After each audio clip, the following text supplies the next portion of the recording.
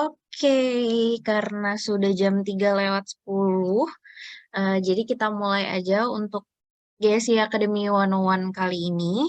Nah, kali ini di sore ini itu ada Dokter Laila bersama kita yang nanti akan sharing mengenai psikososial hazard at the workplace. Nah, nanti kalau pengen tahu apa sih itu psikososial, terus kira-kira bentuknya apa aja dan gimana cara ngatasinnya. Misalkan kalau misalnya ternyata teman-teman ada yang mengalami psikososial hazard, itu gimana cara ngatasinnya atau gimana cara menghindarinya, itu nanti bakalan dibahas semuanya sama Dokter Laila. Jadi bakalan seru banget karena aku yakin mungkin di setiap pekerjaan itu pasti akan ada beban dan pressure yang membuat kita sangat stres gitu ya, gampang stres dan gampang kepikiran dan lain-lain. Nah, nanti akan dibahas semua sama Dokter Laila di sore hari ini. Jadi teman-teman boleh ajak-ajak yang lain juga yang masih belum join, boleh langsung join aja. Terus jangan lupa nanti akan ada 2 pertanyaan seperti biasa yang akan disampaikan. Jadi teman-teman bisa ikutin bareng-bareng presentasi atau sharing dari Dokter Laila biar nanti di akhir siapa tahu bisa dapat gift atau merchandise dari GSI Academy ya. Gitu. Nah, tanpa berlama-lama lagi, aku serahkan ke Dokter Laila. Sebentar aku share screen juga. Silakan Dokter Laila, mungkin boleh kenalan juga nih, siapa tahu ada yang belum kenal juga. Oh, Halo semua, perkenalkan nama saya Laila. Saya biasa dipanggil Dok Lai atau Dokter Laila. Saya biasanya station di lantai 2 di office. Salam kenal semua. Hari ini saya akan menyampaikan mengenai psikososial hazard di workplace atau di tempat kerja. Untuk kita bersama ketahui bahwa bulan depan itu atau bulan Oktober itu adalah bulannya awareness dari assessment mental health. Jadi kita sekalian merayakan bulan tersebut supaya kita ingat lagi nih bahwa selain kesehatan fisik, ternyata kesehatan mental itu juga penting sekali loh, apalagi di tempat kerja. Oke, lanjut aja Adel. Silakan, next. Oke, apakah dari teman-teman di sini ada yang berpendapat tolong simpan di sendiri aja, boleh dicatat di buku atau diingat-ingat gitu. Apakah setiap hari teman-teman datang bekerja itu adalah hari yang buruk? Iya atau tidak? Kemudian, apakah setiap melakukan pekerjaan atau kegiatan seperti membuang energi percuma? Kemudian sering merasa lelah sepanjang waktu? Atau sebagian besar hari teman-teman itu dihabiskan hanya untuk menyelesaikan tugas, baik fisik maupun pikiran? Kemudian, apapun yang teman-teman lakukan, itu kok rasanya nggak ada bedanya dan tidak akan dihargai. Nah, coba dicatat dulu, atau diingat-ingat kalau nggak ada catatan di sampingnya. Nah, selanjutnya saya akan membagi suatu assessment yang bisa teman-teman sebaiknya ambil pena dan kertas, karena kita akan mengakses kesehatan mental kita di sini.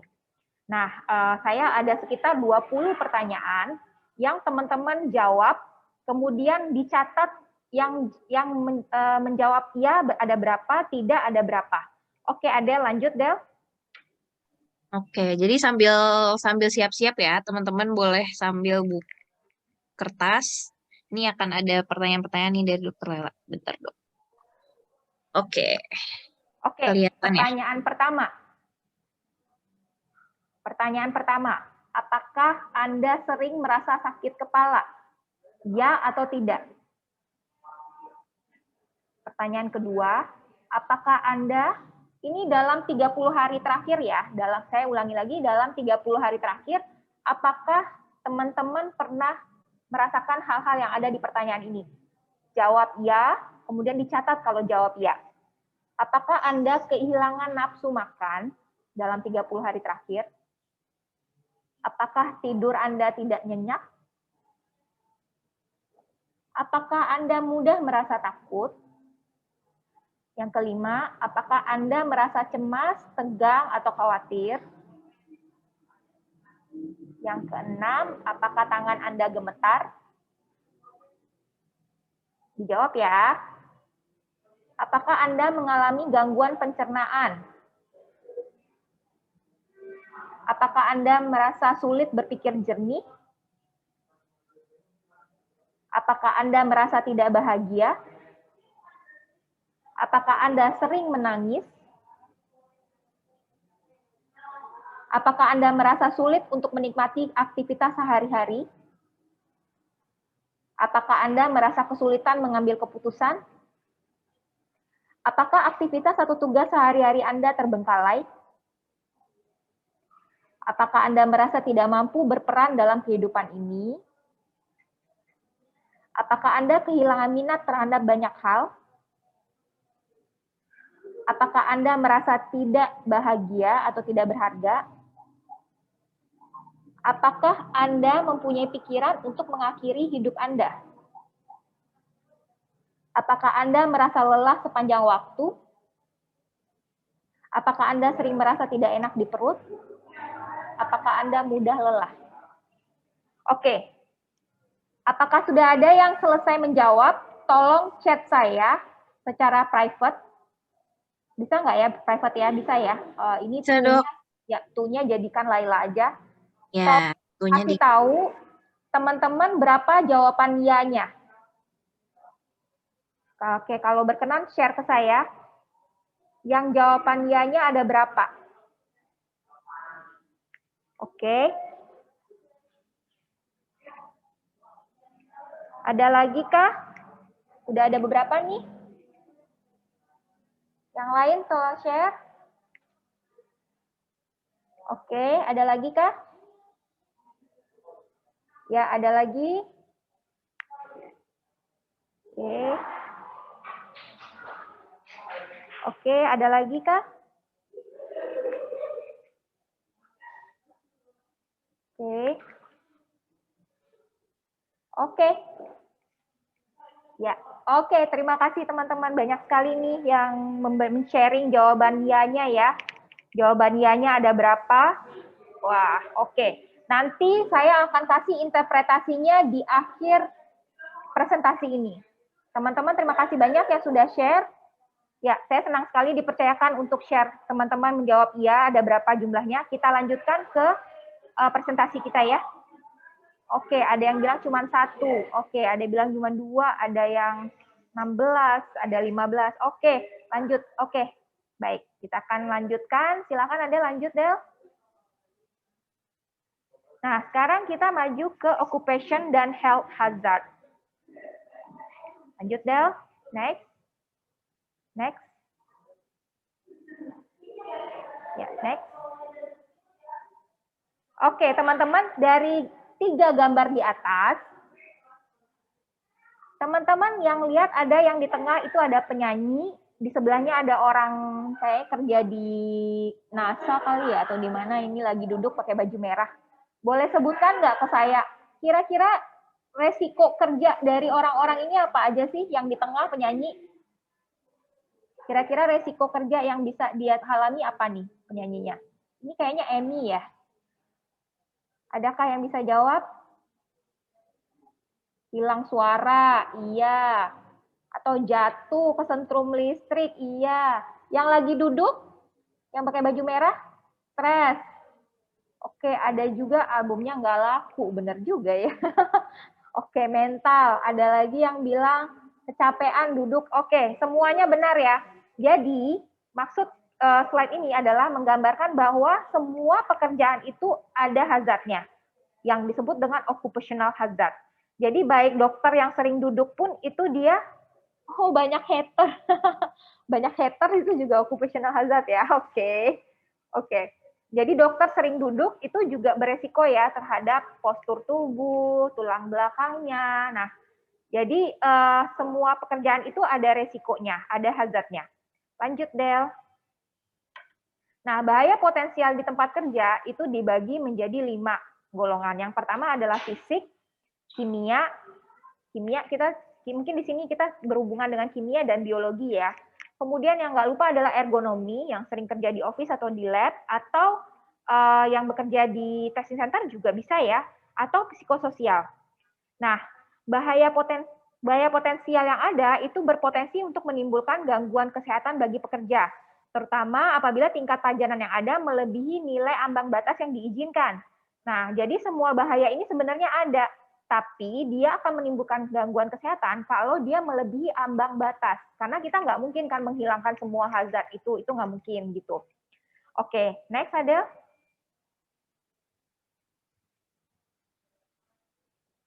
Nah, psikososial hazard itu adalah semua hazard atau bahaya yang menimbulkan efek terhadap well-being atau kesehatan mental dari seorang pekerja dan bisa menimbulkan efek fisik ya. Misalnya si orang itu mempunyai coping mekanisme dan menimbulkan ability dia atau kemampuan dia untuk bekerja dengan secara sehat dan aman gitu. Nah, itu yang disebut dengan psikososial hazard. Next, Adele. Nah, psikososial hazard ini penyebabnya ada dua. Yang pertama adalah work content, yang kedua adalah work context. Nah, work content itu apa? Misalnya yang berhubungan dengan pekerjaan. Misalnya dia itu bekerja sendiri, atau adanya perubahan secara teknis dalam bekerja, atau load pekerjaannya terlalu tinggi, atau pace atau kecepatan kerjanya yang terlalu tinggi, atau working hour-nya yang terlalu lama. Nah, ini semua bisa menyebabkan fatigue atau kelelahan. Kemudian ada work context. Nah, misalnya apa? Career development-nya nggak maju-maju misalnya, atau status kerjanya misalnya title atau pay atau salary gitu. Kemudian role di organization nggak jelas, interpersonal relationship dengan teman sekerja atau dengan atasan. Kemudian organizational culture sebuah perusahaan itu juga bisa menyebabkan psikososial hazard ya terhadap si pekerjanya. Yang terakhir adalah work-life balance. Nah, balance apa enggak antara pekerjaan dengan kehidupan si pekerja ini. Misalnya terlalu sering lembur ya, itu bisa menyebabkan psikososial hazard gitu. Next. Nah, negatif impact-nya ada dua nih sebenarnya. Bisa untuk si pekerja itu sendiri, bisa untuk si perusahaannya.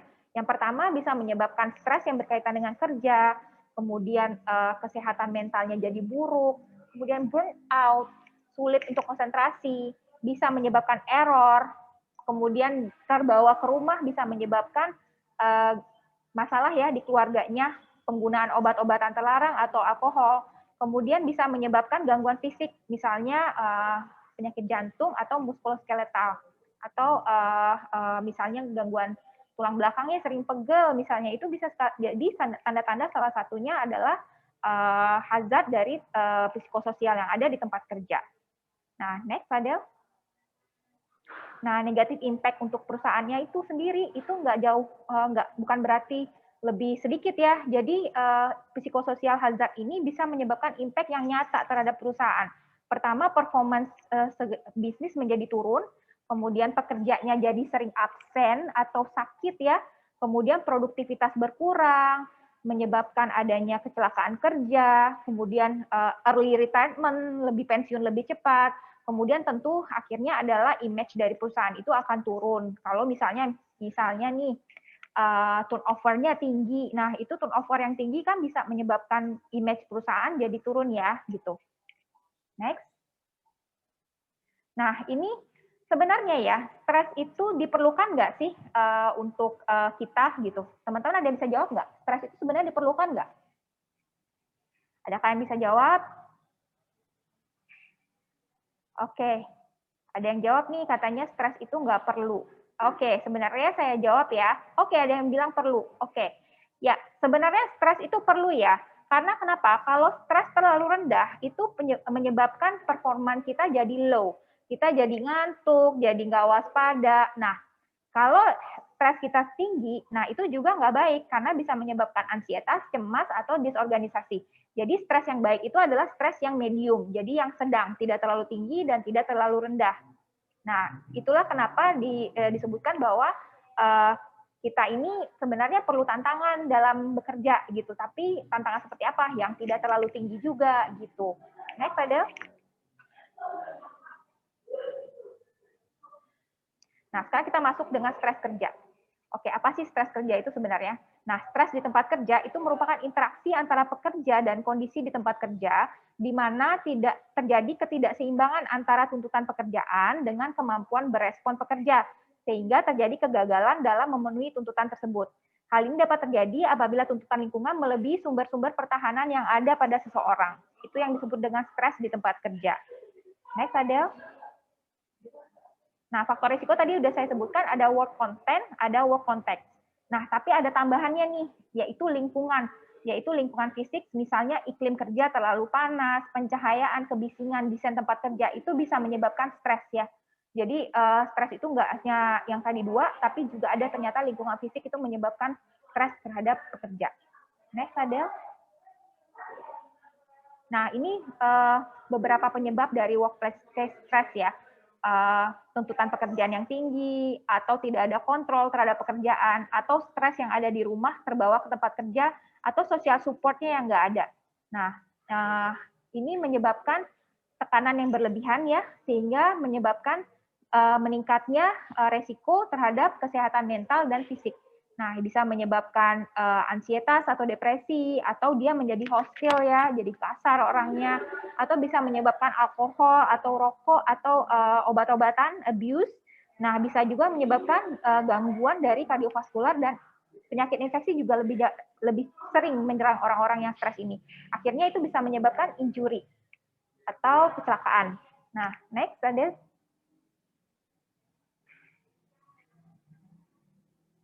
Nah, mengenali stres di tempat kerja. Nah, gimana sih kita mengenali stres tempat kerja? Nah, selain tadi ada assessment-nya yang biasanya diberikan oleh dokter spesialis kedokteran jiwa, ada lagi nih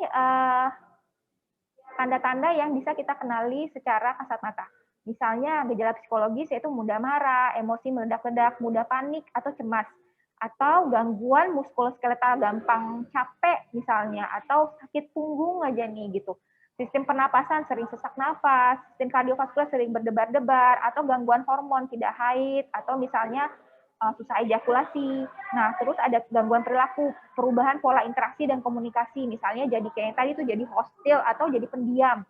Kemudian peningkatan angka absensi, jadinya sering sakit, jadi tidak datang ke tempat kerja. Kemudian penurunan prestasi kerja, kemudian perubahan kebiasaan makan, apakah dia jadi lebih sering makan atau malah nggak mau makan sama sekali. Yang terakhir itu ada penyalahgunaan alkohol, obat-obat terlarang, dan rokok. Okay. Kemudian kita masuk yang sering banget nih dibahas ya di luar sana, burnout. Nah, teman-teman bingung kan ini burnout ini apa lagi nih? Nah, kita simak ya burnout ini. Burnout itu adalah, next adalah keadaan kelelahan. Jadi fatigue-nya itu udah berat.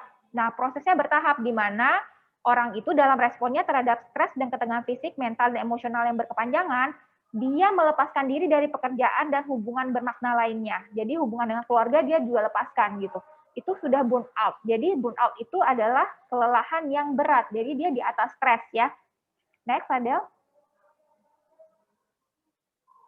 Yang mau bertanya boleh banget ya, langsung aja ya potong ya. Faktor resikonya tadi ada pekerjaan, misalnya ketidakjelasan fungsi atau tugas, pekerjaan monoton tidak menantang, lingkungan kerja tidak teratur, kurang pengakuan atau imbalan untuk pekerjaan yang baik, harapan terhadap organisasi terlalu tinggi, ekspektasi terlalu tinggi, kemudian gaya hidup kerja berat tanpa cukup waktu bersantai atau bersosialisasi, yaitu yang work-life balance-nya nggak bagus ya, mengambil terlalu banyak tanggung jawab, tidak cukup tidur, kemudian hubungan dengan terdekat dengan orang terdekat kurang baik. Kemudian ada lagi tipe kepribadian A. Nah, nanti boleh teman-teman Google nih tipe kepribadian A itu apa sih gitu. Oke, kita lanjut dulu ya. Nah, gejala burnout itu pertama cemas dan depresi, kemudian sikap sinis, sikap selalu curiga, kecenderungan penggunaan alkohol, atau obat-obatan yang berlebihan, penampilan kadang dia terlalu percaya diri, kemudian berulang kali merasa sakit secara fisik dengan biasanya mengeluh sakit kepala, sakit perut, masuk angin, dan sejenisnya. Next. Nah, ini dia tabel perbedaan antara burnout dengan stres. Nah, kalau burnout, kalau stres tadi, dia biasanya gampang disenggol dikit bacok. Nah, itu biasanya stres. Jadi reaksinya tuh berlebihan. Kalau burnout, karena dia sudah detach, sudah melepaskan diri terhadap lingkungan sekitar, dia biasanya emosinya tumpul. Kemudian, belum ngopi. Oke, iya dia. Betul, Dit, benar. Kalau belum ngopi jadi ini ya, senggol dikit bacok ya. Oke. Kemudian hiperaktif. Kalau burnout justru dia ketidakberdayaan dan putus asa. Kalau stres dia kehilangan energi, kalau burnout dia udah kehilangan motivasi, cita-cita, dan harapan. Nah, burnout bisa menghasilkan depresi, kalau stres biasanya mengarah pada gangguan kecemasan. Nah, kalau stres, kerusakan primer adalah fisik, kalau burnout, kerusakan primernya adalah emosional. Nah, stres itu bisa membunuh secara prematur ya, karena bisa menyebabkan depresi ya, gitu. Burnout ya sama, juga bisa menghasilkan depresi juga. Nah, jadi bedanya agak sedikit mirip ya, tapi sebenarnya dia berbeda antara stres dan burnout.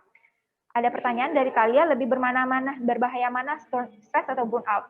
Sebenarnya lebih berbahaya burnout ya, gitu. Kalau burnout yang berkepanjangan itu bisa depresi berat biasanya. Gitu Talia. Oke, lanjut lagi. Oke, tadi ada yang nanya juga nih, tendensi kepribadian tipe A itu apa sih? Nah, biasanya orang tipe A ini dia perilakunya tergesa-gesa, lebih ambisius, kompetitif, kemudian perfeksionis. Nah, itu orang yang kepribadian tipe A. Biasanya orang kepribadian tipe A ini lebih cenderung untuk mudah mengalami burnout gitu. Itu menurut penelitian. Next lagi. Nah, sekarang pengelolaannya gimana? Nah, lanjut.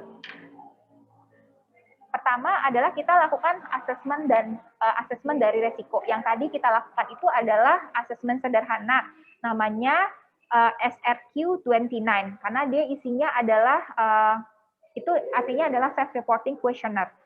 Isinya adalah 29 pertanyaan, tapi tadi yang saya tampilkan hanya 20. Nah, ada maknanya nih. Tadi saya akan keep sendiri ya, teman-teman yang udah share dengan saya. Mungkin teman-teman ingat yang teman-teman share tadi ada berapa pertanyaan. Jika lebih dari 5 pertanyaan dijawab dengan kata-kata ya, nah berarti teman-teman sudah mulai mengalami distress. Nah, atau masalah psikologis. Nah, distress tadi teman-teman harus komunikasikan dengan dokter spesialis kedokteran jiwa. Nah, masalah psikologis ini bisa macam-macam ya, distress ini seperti cemas atau mungkin depresi. Nah, teman-teman harus bicara dengan dokter spesialis kedokteran jiwa untuk di-assess lebih lanjut. Kemudian kita akan melaksanakan action atau plan untuk mereduce risk tadi. Kemudian baru implementasi, misalnya dengan melakukan psikoterapi atau meminum obat-obat untuk gangguan cemas atau depresi dan lain-lainnya. Baru nanti evaluasi, kemudian learning, kemudian kita akan reassess lagi. Jadi tadi saya beritahu untuk teman-teman yang skornya lebih dari 5, itu teman-teman sudah mulai mengalami distress atau gangguan psikologis. Jadi saya minta tolong untuk dilakukan asesmen lebih lanjut dengan dokter spesialis kedokteran jiwa. Sebaiknya dokter spesialis kedokteran jiwa sih, jangan cuma psikologis, karena dokter spesialis kedokteran jiwa bisa memberikan tidak hanya psikoterapi, tapi juga bisa memberikan terapi medikamentosa atau obat-obatan. Oke, lanjut. Lanjut aja. Oke. Preventionnya sebenarnya ada, ini yang lengkapnya ya. Sebenarnya ada 4 yang utama. Yang pertama kita melakukan namanya avoid atau menghindari dari masalah tadi jika bisa dilakukan. Kemudian alter, jadi 4A ya, avoid, alter. Alter itu artinya kita mengalterasi atau memprioritaskan nih masalah mana yang perlu kita selesaikan dahulu. Kemudian atau kita bisa juga mendelegasikan masalah itu kepada orang lain untuk dibantu untuk diselesaikan. Atau adapt dengan si masalah tadi. Kita beradaptasi untuk menghadapi si masalah tadi. Yang keempat adalah accept, kita menerima bahwa masalah itu memang ada. Nah, itu membutuhkan suatu kekuatan juga ya untuk bisa sampai di level accept gitu. Oke, lanjut. Adel. Sekarang mental health screening. Nah, lanjut Adel. Yang kita lakukan tadi namanya adalah SRQ atau self reporting questionnaire. yaitu perasaan yang dirasakan oleh seorang pekerja. SRQ ini sebenarnya ada 29, tapi tadi yang kita nilai itu hanya 20. Nah, 29 itu kalau pertanyaan nomor 21 sampai 29 tidak saya tampilkan. Pertanyaan 21 jika dijawab dengan ya, itu biasanya terdapat penggunaan zat psikoaktif atau narkoba. Kemudian nomor 22 sampai 24 itu biasanya ada gangguan psikotik atau dalam penilaian realitas, misalnya kayak skizofrenia dan sebagainya. Nah, itu harus penanganannya lebih serius. Nomor 22 sampai 25 sampai 29 itu ada gangguan dari gejala-gejala gangguan PTSD atau post traumatic stress disorder. Saya nggak sampai segitu tadi, saya tampilkan hanya sampai ke 20 aja, itu menilai apakah ada distress atau tidak gitu. Kemudian ada lagi tes satu lagi namanya heart rate variability test. Biasanya terdapat variabilitas dari denyut jantung pada saat si pekerja ini stres. Misalnya pada saat dia berhubungan dengan bosnya itu denyut jantungnya mendadak lebih tinggi. Nah, variabilitas itu dinilai nanti oleh tes ini gitu. Lanjut ada. Nah, sebenarnya untuk masalah kesehatan mental terutama dalam pekerjaan ya, baik employee atau pekerja, kemudian manajer dan perusahaan itu bisa men-tackle work related stress ini sehingga bisa menimbulkan penurunan dari resiko ya. Jadi tidak ada tuh yang itu itu masalah dia sendiri, enggak, sebenarnya karena perusahaan itu juga bertanggung jawab loh menimbulkan atau menciptakan suasana kerja yang nyaman bagi semua gitu. Lanjut ada. Nah, ini dia tadi yang saya bilang partisipasi semua pihak ya. Bagaimana kita berkomunikasi satu sama lain, kemudian saling mendengarkan dan memperhatikan, berbagi sudut pandang dan informasi, atau membuat keputusan itu secara bersama-sama. Lanjut ada. Nah, kemudian dari kita pribadi, kita itu harus punya kewajiban untuk menciptakan lingkungan kerja yang sehat. Nah, sehingga kita dapat terlatih dengan baik dan terorganisasi untuk dapat menyelesaikan setiap tugas. Kemudian pekerjaan monoton itu diminimalisir. Kemudian pekerja mendapat beban kerja sesuai dan mendapat feedback yang membangun secara teratur. Kemudian penilaian prestasi yang adil dan jenjang karir yang jelas, lingkungan kerja nyaman, bersahabat, suportif, komunikasi terjalin baik. Kemudian secara efektif mengatur kehidupan kerja dan kehidupan pribadinya. Kemudian ada program pengendalian stresor psikososial di tempat kerja. Nah, ini biasanya yang terlupakan ya, karena perusahaan itu hanya concern pada penyakit fisik aja nih gitu. Jadi pengendalian stresor psikososial di tempat kerja biasanya nggak diidentifikasi gitu. Nah, itu perlu sekali diterapkan di setiap perusahaan. Lanjut. Nah, sebagai kita pribadi, kita juga please be nice ya, always ya, semua orang.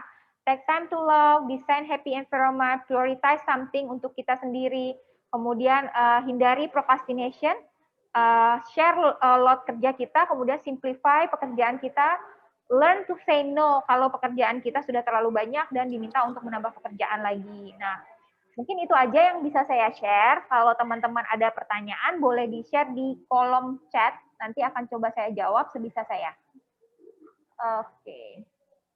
Oke, dari Reza tadi bertanya, apa sih cara mengukur burnout pada seorang saat di dunia pekerjaan? Apakah ini bisa diatasi?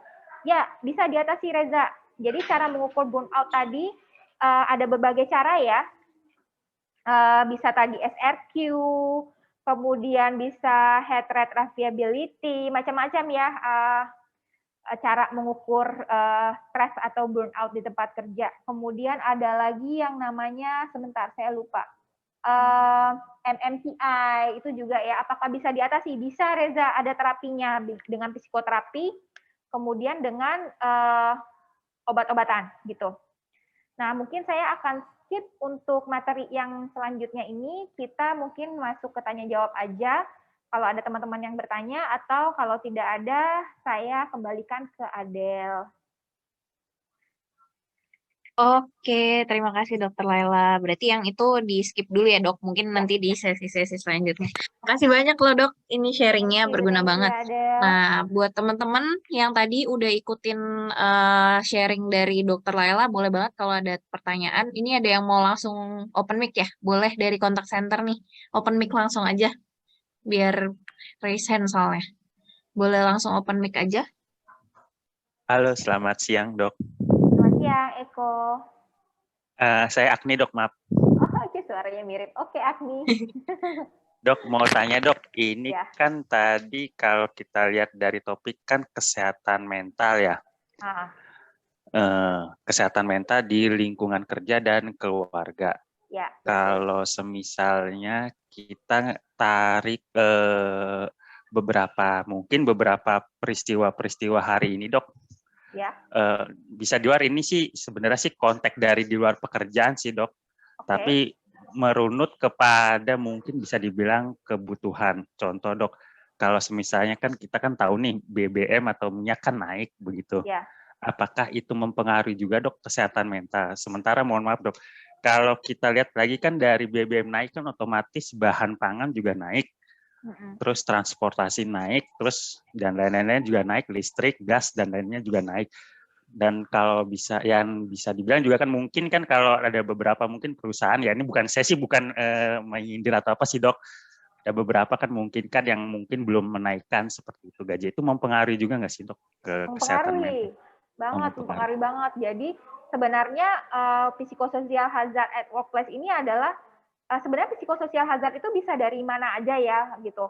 Cuman salah satu sumbernya karena kita banyak menghabiskan waktu untuk bekerja, pekerjaan itu ternyata menyumbang sekian banyak porsi loh untuk kesehatan mental kita gitu. Karena kita menghabiskan 8-9 jam per hari gitu.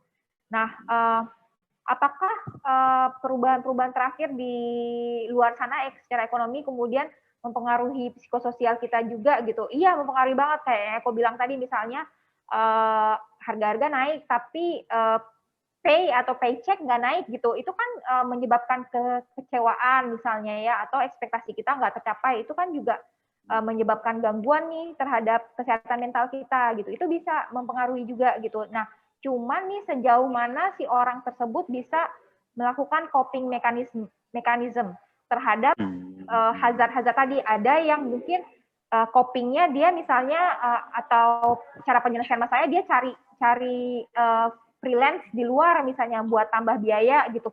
Nah, jadi tiap orang itu sebenarnya dia bisa dia mempunyai kemampuan loh untuk mengatasi tantangan dari pekerjaan atau hazard dari psikososial itu. Jadi tiap orang itu beda-beda ya. Jadi dia punya coping mekanisme yang berbeda-beda. Atau malah sama sekali nggak punya coping ya berarti dia memang keadaan psikososialnya memang atau psikologisnya memang rendah sekali. Misalnya sudah burn out itu kan dia udah detach dari segalanya gitu. Malah ujung-ujungnya bisa depresi berat gitu. Jadi benar Eko, itu bisa menimbulkan juga untuk hazard dari mental kita gitu. Oke, Dok, lagi Dok, kalau itu kan kalau kita lihat kan menengah yang ke bawah, kalau misalnya mungkin yang dalam ini mungkin saya agak berbau politik sedikit ya Dok, sorry Dok. Silakan. Kalau misalnya yang membuat kebijakan itu ataupun misalnya anggota dewan atau oligarki itu juga termasuk terkena ini juga nggak sih Dok? Mungkin kesehatan mental atau mungkin semua manusia begitu?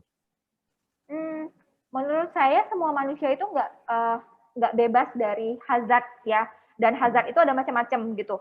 Kalau hazard psikososial hazard ini kita bisa tangani dengan baik gitu, kita kita normal gitu. Tapi kan nggak semua orang punya coping atau mekanisme pertahanan yang sama nih gitu. Ada orang yang jadinya menyebabkan stres gitu, jadinya menyebabkan burnout, depresi dan sebagainya gitu.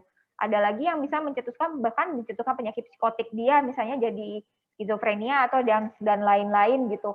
Nah itu ada pada semua orang. Psikososial hazard itu ada dialami oleh semua orang. Tapi bagaimana coping mekanismenya itu yang berbeda-beda gitu. Oke. Baik, berarti kalau untuk kayak tindakan kriminalitas atau pembegalan itu juga termasuk berpengaruh juga ke itu ya, hazard atau coping mekanisme itu juga ya Dok?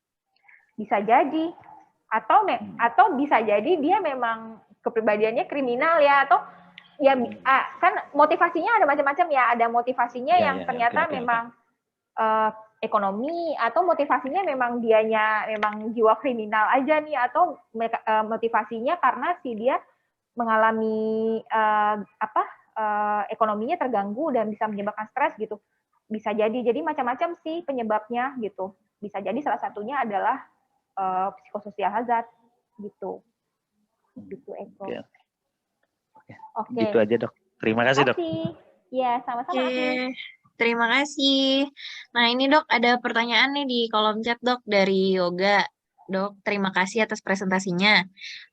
Saya mau tanya, karena psikosocial hazard di workplace itu disebabkan work context sama konten, boleh nggak sih dok kita ngomongin hal itu sama perusahaan dalam rangka meminimalisir hazardnya, kayak misalnya ngobrolin career path dan lain-lain. Nah, ini sekalian mungkin di sini ada QHS kita juga nih, ada Talia. Ada angkat tangan juga, nanti mungkin bisa tambah-tambah juga kali ya. Ya, Boleh dok sebenarnya dijawab.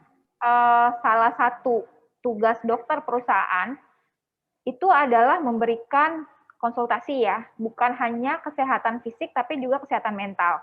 Nah, dokter perusahaan ataupun juga QHSE di sana juga punya andil nih untuk menjembatani kebutuhan dari pekerja dengan kebutuhan dengan perusahaan.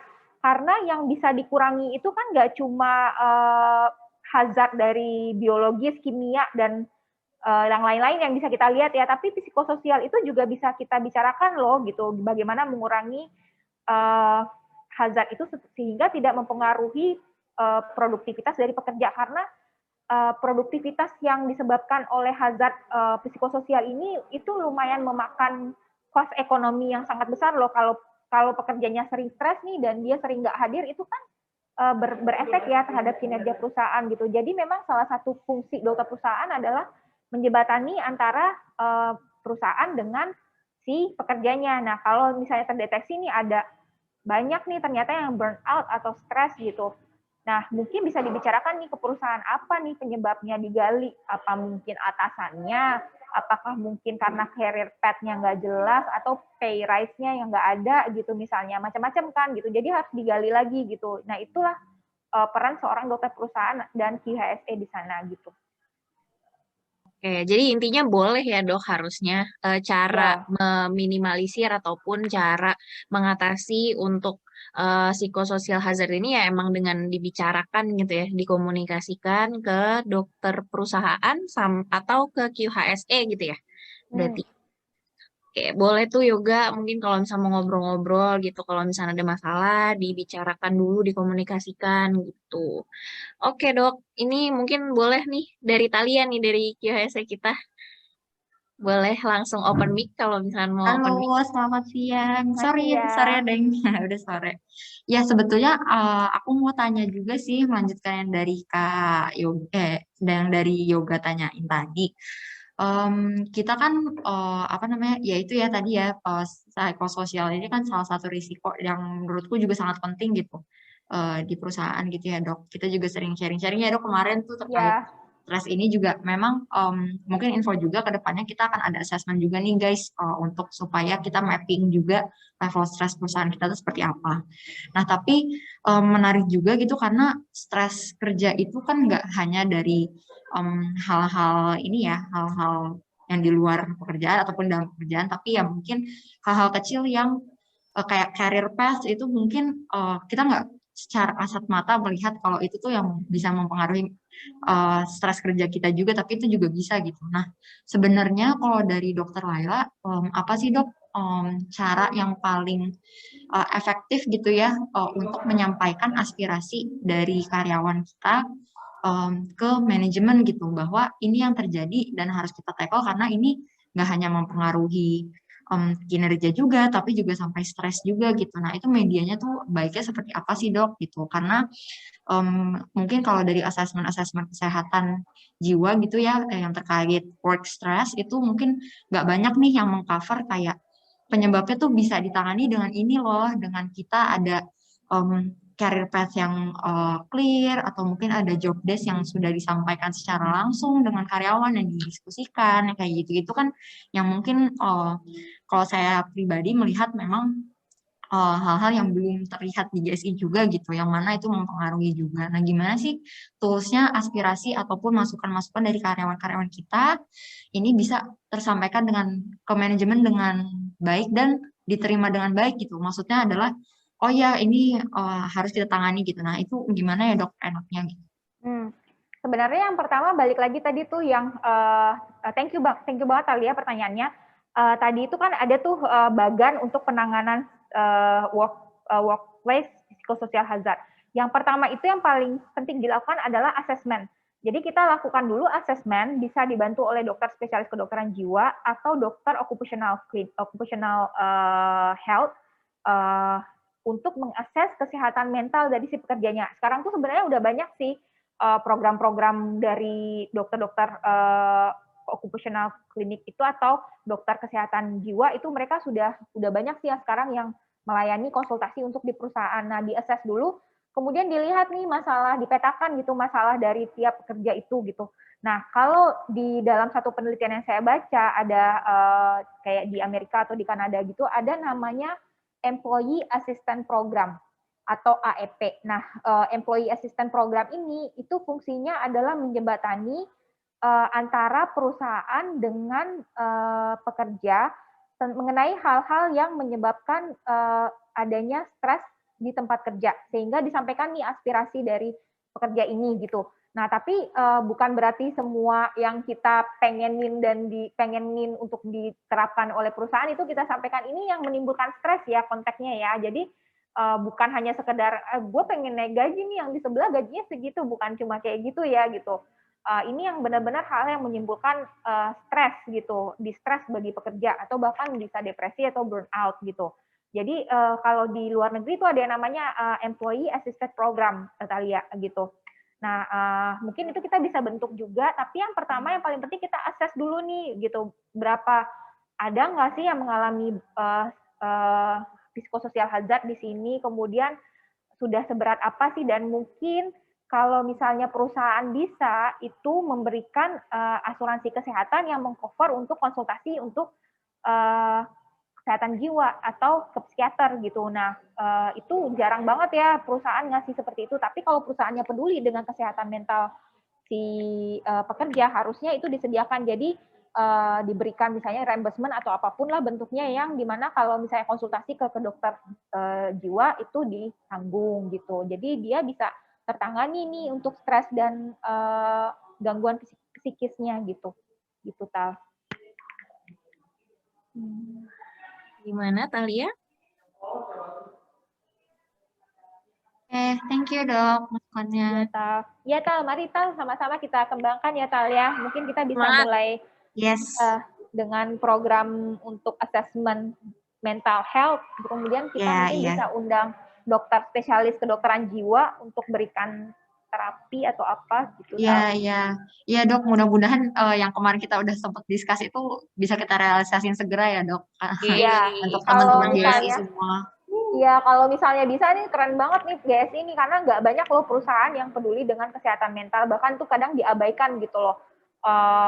Padahal di Undang-Undang Nomor 13 itu udah jelas ya kesehatan mental itu termasuk salah satu hal yang harus dilindungi oleh perusahaan gitu. Iya betul. Nah mungkin nanggepin juga dok, tadi itu ya makanya bukan trik sih, cara penyampaian ke manajemen tentang stres ini memang cukup sulit gitu untuk dibuat perubahan gitu ya, yang mana memang concernnya adalah stres karena bisa dibilang dianggap remeh gitu ya dok. Jadi mudah-mudahan kedepannya kita bisa merubah itu gitu. Sama sorry, aku agak lupa. Ya, boleh dilanjut dulu dok. Nanti saya tanya lagi kalau ada lagi. Thank you, Dokter Laila. Thank you. Oke, dari Adit. Ini dulu kali ya, karena kita waktunya bentar lagi kita mau ada briefing ops, takut kelamaan. Mungkin boleh Dokter Ariel dulu nih yang langsung open mic dulu. Kayaknya silakan, kalau di ini bisa kita jawab. Thank you. Iya gak, mau nanya aja kalau dok. ada nggak cara paling mudah untuk break some kind of a bad stress habit seperti saya snacking dan sudah terjadi pelebaran di tempat-tempat yang tidak seharusnya ini. Jadi mungkin minta tipsnya aja dok untuk short, ada nggak sih yang bisa dilakukan dengan mudah? Terima kasih. Sebenarnya GSI udah ngelakuin sih dok, kayak misalnya outbound gitu-gitu tuh sebenarnya membantu banget sih untuk pekerja untuk break for a while from the job gitu. Kalau menurut saya sih mungkin harus dimulai di apa sih mulai diaktifkan lagi aja ya, bukan cuma di leaders ke atas, tapi juga yang officer juga, bahkan mungkin semuanya juga bisa punya kesempatan nih untuk misalnya kayak outbound gitu. Mungkin itu juga bisa kali ya dok ya, menurut saya dok. Menurut dokter Ariel gimana? Cari kegiatan lain, Dok. Baiklah, siap. Kalau udah Oke, mulai thank you, stres, Dokter jalan, Dok. Ariel. Kan dokter biasanya gitu, daripada makan kan. Ngobrol, komunikasi dengan yang lain, mungkin membantu, Dok. Cari inspirasi. Siap. Thank you dok. Thank you, Thank you Ren. dok, thank you. Oke, ini bentar, Dok. Dari Mas Aldrin, perubahan job desk dan jabatan secara sepihak, apakah dapat merusak kesehatan mental? Harusnya iya ya, itu salah satu faktornya mungkin. Terus untuk dari Lulu, itu kayaknya tadi udah dijawab juga ya. Kayaknya pertanyaannya mirip sama yang punya Thalia. Ada program nggak dari perusahaan untuk menjaga kesehatan mental karyawan? Jadi ada program yang asisten tadi ya, Dok ya? Iya. Employee Assistance Program itu. Nah, itu mungkin salah satunya. Nah, ini pertanyaan terakhir kali ya sebelum kita ngadain mini quiz. Terus nanti teman-teman dari operasional soalnya harus ikut briefing gitu. Jadi takut kelamaan. Ini ada dari Aditya. Dok, biasanya kita merasa burnout makanya depresi atau sebenarnya udah depresi duluan baru burnout? Yang mana yang duluan, Dok? Depresi atau burnout? Biasanya sih burnout duluan ya, baru depresi ya. Bisa menjurus ke depresi ya, burnout ya. Tapi bisa nggak sih orang yang depresi terus burnout? Ya bisa aja sih sebenarnya. Misalnya dia udah punya depresi ya, kemudian dia ya orang depresi kan juga bisa bekerja ya, kayak bekerja sehari-hari gitu. Kemudian di tempat kerja dia mengalami burnout, itu juga bisa Dit gitu. Jadi penyakit jiwa itu sama kayak gini Dit. Kayak orang kalau dia penyakit jantung, dia bisa nggak batuk pilek? Ya bisa gitu. Kemudian dia batuk pilek bisa penyakit jantung nggak? Bisa gitu, karena dia bukan sesuatu yang sama gitu, karena penyakit jiwa itu ada banyak sekali spektrumnya gitu. Jadi satu orang bisa mempunyai 2 simptom itu bisa aja Dit gitu. Gitu Adit. Oke, jadi biasanya lebih ke arah burnout dulu baru mengarah ke depresi ya dok, tapi bisa dua-duanya. Bisa. Oke, ada pertanyaan, ini udah ya teman-teman, nanti kalau misalnya masih ada pertanyaan-pertanyaan lagi, bisa tuh diskusi sama dokter Laila langsung atau sama teman Sebenarnya aku bukan yang lain. dokter. Sebenarnya Iya, aku betul. bukan dokter. Atau nanti mungkin ada waktunya sendiri, mungkin dari tim QHSE bakalan bikin sesi-sesi untuk konsultasi lebih lanjut kali ya. Ya, mungkin bisa Tuh. undang dokter spesialis kedokteran jiwa untuk kasih kita lebih mendalam ya gitu. Biar bisa asik nih Ya. gitu. Mohon ditunggu ya, ya. karena ditampung dulu ya. Doain semoga bisa terrealisasi, karena ini sebenarnya aku udah sering banget ngobrol sama Hace juga untuk ngajuin ini sih gitu, tapi memang ya kita proses bisnis sedang berkembang, jadi ya mohon ditunggu ya teman-teman, dan doanya juga semoga bisa terrealisasi, dan semua yang mempunyai mungkin pengen sharing dan lain-lainnya itu bisa tertampung semua juga. Ya. Oke, thank you. Mungkin kalau buat sekarang, karena kita belum ada secara jelas programnya, mungkin boleh langsung ke teman-temannya, ke rekan kerjanya bisa ngobrol. Ini ada pertanyaan juga sebenarnya dari kontak center, apakah rekan kerja bertanggung jawab juga untuk membantu? Menurut aku mungkin bisa tuh. Jadi ngobrol dulu sama rekan kerja ya dok ya, atau sama supervisornya gitu, sama atasannya kalau ada masalah, atau kayak ngerasa mungkin capek dan sebagainya, mungkin bisa diskusi dulu nih selama kita belum ada platform yang untuk menampung konsultasi ataupun memberikan konsultasi ke teman-teman gitu. Nanti ke depannya mungkin akan diatur tuh, tadi kan dari QHSE kita juga udah ngobrol-ngobrol itu. Terus ini kayaknya pertanyaannya general, harusnya pekerjaan yang tidak dihargai itu tadi udah termasuk kan ya kayaknya di presentasi Dokter Laila, itu memang salah satu faktornya gitu ya. Gitu. Oke. Ini ada terakhir kayaknya dari Thalia. Boleh Thalia mau open mic lagi? Iya, jadi mungkin mau nyampein aja teman-teman, kalau kita, maksudnya dari sisi manajemen ya, mungkin dari sisi manajemen itu bisa membantu untuk perubahan-perubahan yang signifikan gitu ya. Jadi misalnya perubahan regulasi mungkin, atau sistem, atau ada program-program seperti yang tadi Dokter Laila sampaikan, itu mungkin dari sisi manajemen. Tapi apa sih yang bisa kita lakukan dulu nih sekarang? Aduh, udah stres banget nih kerjaan gue kayak gini gitu. Nah, itu bener kayak kata Kak Adel tadi, sampaikan dulu ke atasan langsung kita, sharing dulu concern teman-teman apa. Pastinya atasan teman-teman tuh juga akan membantu teman-teman gitu untuk menghadapi ataupun membantu menyelesaikan concern yang teman-teman miliki gitu. Tapi juga nih menyambung juga yang dari teman-teman kontak center nih tanyain tadi, rekan kerja berpengaruh juga nggak sih, bisa membantu nggak? Ya benar bisa membantu, jadi faktor stressor kita, bisa juga membantu justru untuk lift up our mood juga ataupun our mental health gitu. Jadi ketika kita bekerja jangan lupa juga teman-teman untuk have fun juga di tempat kerja, ngobrol sama teman-teman kita, sama nggak cuma yang di departemen kita, mungkin sama yang departemen lain, jalan-jalan ke tempat kerja lain, itu juga pastinya bisa membantu untuk refreshing gitu. Dan mungkin Saling terakhir, support satu sama lain ya ya. betul. Jadi kita dan juga be saling nice, support be gitu. nice to each other Be ya. nice to each other itu udah paling membantu lah untuk kita semua gitu. Karena everyone has their own emotional baggage gitu ya, to carry. Kayak nggak cuma dari kantor, nggak cuma dari rumah gitu teman-teman. Nah ini yang kita try to be nice to each other. Aku yakin minimal kita mempunyai teman-teman kerja, rekan-rekan kerja yang baik, itu juga udah menjadi membantu banget untuk mental health kita gitu sih mungkin terakhir. Thank you. Oke, ini udah kejar-kejar briefing ops nih. Jadi kita langsung tutup aja dengan mini quiz. Ini pertanyaan pertama. Silakan cepet-cepetan ya seperti biasa teman-teman. Nanti kalau misalkan yang cepet dan benar bisa langsung ketemu aku buat dapetin gift. Nah, pertanyaan pertama itu sebutkan 5 bahaya potensial di tempat kerja atau at least sebutin 2 leh gitu cepet-cepetan. Silakan teman-teman boleh ditulis di kolom komentar. 5 bahaya potensial di tempat kerja. Oke, udah ada nih langsung Thalia. Ada fisik, kimia, biologi, dan stres. Benar nih, udah. Oke, pertanyaan kedua itu ada sebutkan salah satu metode mental health screening. Tadi Dokter Laila kayaknya nyebutin ada 4 kalau nggak salah. Sebutin salah satunya aja. Metodenya apa nih? Metode yang tadi dijawab-jawab itu namanya apa?